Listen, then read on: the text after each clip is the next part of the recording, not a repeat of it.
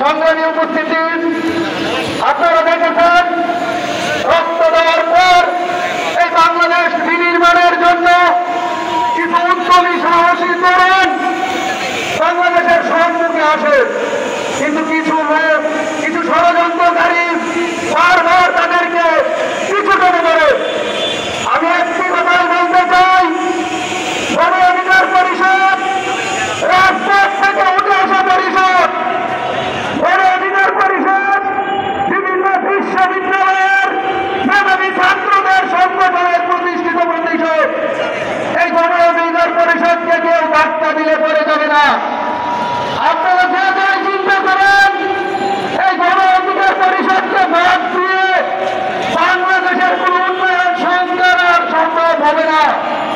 গণ অধিকার পরিষদ থেকে যেহেতু রক্ত দেওয়া শিখে গেছে, বাংলাদেশের মানুষের অধিকার আদায় প্রতিষ্ঠা করার আগ পর্যন্ত এই গণ অধিকার পরিষদ বাংলাদেশের মানুষের জন্য রক্ত দিয়ে যাবে। আপনারা